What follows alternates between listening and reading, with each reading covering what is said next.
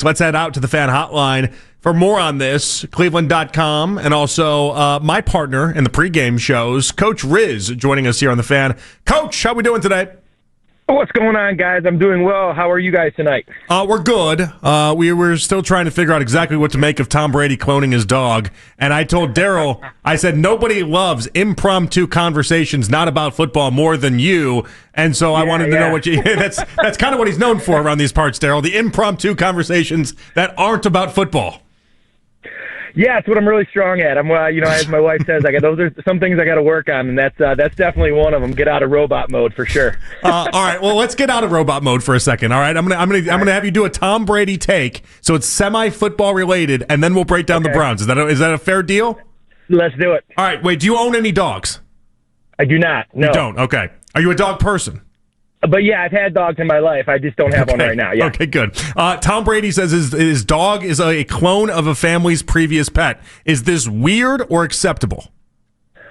Oh, that's weird to me. That's a little much, right? I kind of want to, when you have a dog or a pet or anything, you kind of want to remember how they were. That's like, I don't know. That's a little much for me. What's the Pet Cemetery kind of? Remember that movie Pet Cemetery? That's kind of what it reminds me of. I'm not into that. He's a little eclectic though, so no, I'm not into that. That's weird to me. Okay, you see, you did great there, Coach. That was fantastic. That was better, right? That's better. I'm working on it. You're fantastic. I need you to never forget that. All right, let's talk about the play calling and let's talk about what exactly we expect to see differently with the handing off to Tommy Rees. Are you, first off, expecting anything to be different as Stefanski gives up the play calls?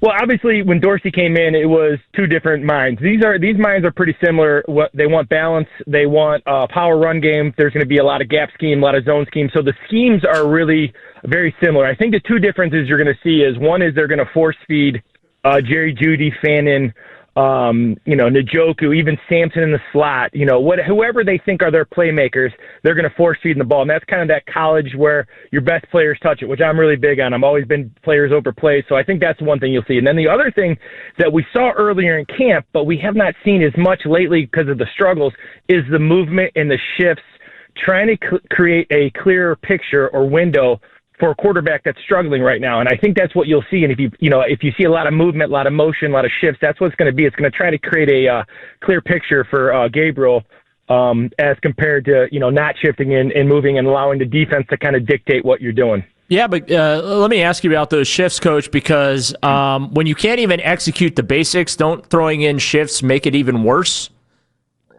Yeah, but I think their operation has been really good. It's been execution, right? And there's two different parts of it. So for me, I think that their operation, like you and I, obviously when we were like last year, they could barely get a snap in camp, right? They could barely, it was something last year. They couldn't even line up. Like it was so bad. And then that translated into the regular season where they just kept getting all these pre-snap penalties for illegal formations. And it was like, well, we saw this all training camp. Granted, we didn't see that during this camp, which obviously was good, but I don't know. I just, I'm asking your perspective though, as a coach who implements schemes. Like, how do shifts complicate things for players who are struggling to execute the basic stuff within an offense? Well, I think if they're not struggling per se, like getting lined up. They're not struggling with their formations. They're not struggling with who they have to block. They're not struggling with some of those, like who they got on the second level and some of their schemes. It's been execution and over and over, it's been just the ability to execute or getting beat offensively. There's a definite talent gap on the offense right now with the defenses they're playing. So I think it's only going to be beneficial to this team. Now, if it was a team like last year where they struggled just getting lined up, I don't see that in this team. So I'm hoping that the shifts and motions, if they get more to it, will actually help them and create a more clear picture, maybe lighten the box in the run game, maybe create some matchups in the pass game. That's kind of why you do the motions and shifts. And if it was an operation issue, then I would be worried. But for me, watching them, I just think it's an execution issue. They're getting outplayed at most of the positions right now. Dillon Gabriel out of a bye week. If he doesn't look good, especially after the Sauce Gardner trade away as he goes to Indy, Quinnen Williams ending up in Dallas, if this isn't the week, Coach, I don't know what is. Yeah, I've said that before. I said that about, team, and they haven't really, you got to go out and play. It's the NFL. These are all elite players. But I will say this. I thought last week Dillon Gabriel played poorly by himself. And, he had some issues the first couple weeks as well, but I thought that was more O-line protection, and he was a part of it as well. But last week I thought he played poorly on his own. So to see what he can do after a bye week, after playing poorly, I think is very important for him, right? And, as I've told a lot of people who are Shedeur fans as well, you hope they have the same patience with Shedeur, right? That's what you want to give these guys through the ups and the downs and see what they can do. But yeah, in terms of a game you should win and a game that, you should go out and try to win, this is the game. He's got to play well. This is a very poor secondary, and they got to operate well, and they got to have some tempo and pace. But yeah, if he doesn't play well this week, the things that people say to me, it is what it is. And if he's not playing well, then maybe you have to move on. Coach, many fans, when you talk about playing well, many fans, they'll just look at the box score. How many passes did he complete? What's the completion percentage, touchdown, interception ratio? How many times was he sacked, got hit, et cetera, right? So for you, when you're watching this, what can Dillon improve on to constitute play well beyond just looking at the box score? Because you're looking at this through a completely different lens than the average fan. Well, that's a great question. And, the thing that I always say with quarterbacks last week that worried me a little bit about Dillon, and as you know, I'm high on Dillon Gabriel. I was going from the draft. The thing that worried me last week is he wasn't seeing the things.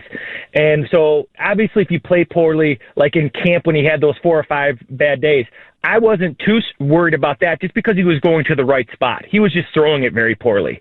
What worried you last week with the, going back to, the interception to Spillane, that worries you because he didn't see Spillane. And Spillane was on the line of scrimmage, then he dropped, his head was to the left. He didn't process that Spillane was dropping, etc. So that, for me, does he take a step up? Does he learn from his mistakes? And hopefully that's what I think the motions and shifts with Tommy Rees will help him with the picture, because it looked a little fast for him last game out, which it did not look. I didn't think the game looked too fast for him, whether he played well or not the first 3 starts. I thought the game looked a little fast for him last week. So hopefully they're going to create a picture that kind of makes that a little bit clearer for him. But for me, it's does he go to the right spot? Because last week he didn't do that very often. He's got to go to the right spot. And then obviously if the accuracy is not what it needs to be, then you address that. But that's the first thing I'm looking for. Does he see what's in front of him? Because last week was the first time he struggled to that. Coach Riz joining us here on the Fan Hotline. Let me ask you this. I feel like we in the media sometimes make a big deal about play calls and who's calling these plays and the decision attached to who's calling these plays. You've been in it. You've been a head coach. You understand how this stuff works. Like, do we make too big of a deal of it in the media about who's actually calling the plays? At times, yes, because, right now this offense, I've defended Dillon, I've, defended Shedeur, but this is, everybody's got their hand in this, right? They're not blocking well, they're not catching well, there's lack of talent, quarterback hasn't played well, there's so many different things. So, but I always felt that coordinators we always get too much credit, right? We always get too much blame. But when you get credit, it's because you have good players. And right now, when you have to manufacture things, and Kevin's more of a system guy than he is a touch guy. So when you say, like last week, Jerry Jeudy only had 2 touches, for me that's unacceptable, because as a play caller, you got to make sure that your best players touch it or at least are targeted. So that's not really his strength. So for me, I'm okay with him giving up because that's one of the things Tommy Rees will do. But as a whole, you're only as good as your the players you have. You have to be aligned from general manager. It's like the fan in Njoku kind of thing, right? Why would you not keep both if 12 personnel is what you're going to do?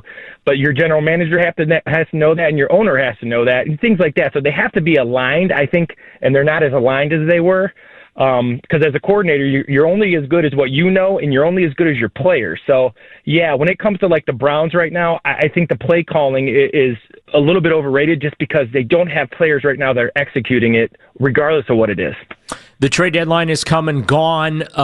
David Njoku is still here. So is Wyatt Teller. So is Shelby Harris and various other guys with expiring contracts that we were speculating potentially could be trade targets.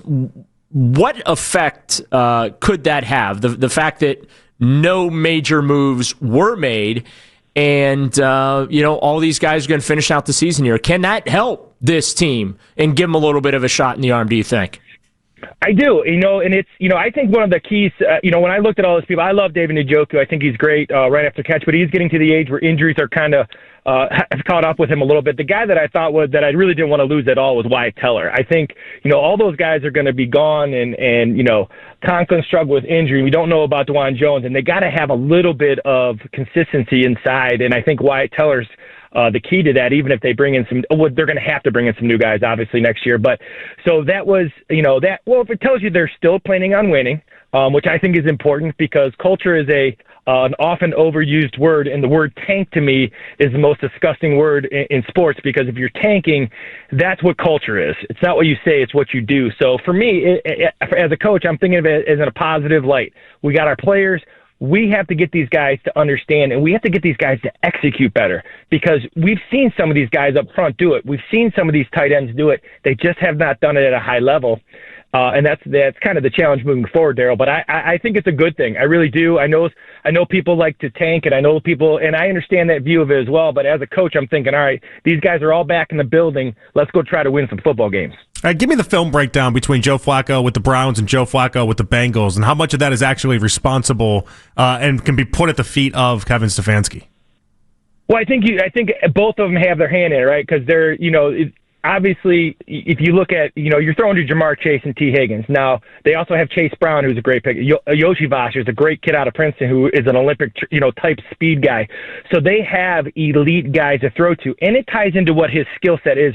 What his skill set is. It's vertically throwing the ball downfield in matchups with 50-50 balls. That's what Flacco's always been good at. So it has a lot to do with the players around him, but it also has to do with the scheme and the execution and the play calls and maybe trying to protect the defense a little bit more. I was okay with some of the weeks just because I knew they wanted to protect that defense. But I would say it's equal. It's equal Andrew Berry and it's equal Kevin Stefanski because obviously you got to go out and maximize the talents of your quarterback or whoever you're playing. But there's also got to be players to throw to. And if you look at the one catch by Higgins down the sidelines, he threw that up and he made a great play. And, you throw a lot of hitches to Jamar Chase and he gets 16, 18 yards after run after catch. So there's things that to be said about the Browns don't have any guys that can just win. You don't do anything right and you just win. And that's kind of what the Browns need moving forward. They need guys that nothing has to go right. They're just better. And that's what Jamar Chase is. That's what Higgins is. They're just better than the DBs they're going with and against. And the Browns don't have that right now. Coach, I feel like I missed you this weekend with the bye week. I feel like I haven't talked to you in forever. No, I know I was missing it. I'm looking forward to Sunday, but I agree. It feels like the bye week, especially when you're going at it like all of us are going at it. It seems like it was. It seems like it's been a long time since the Browns played. It really does. All right. Well, hopefully we set ourselves up for a Browns win on Sunday. Obviously, we're doing the pregame together. We start at 10 o'clock. I'll talk to you then, Coach. Enjoy your few days up until then. Absolutely, guys. Have a good night.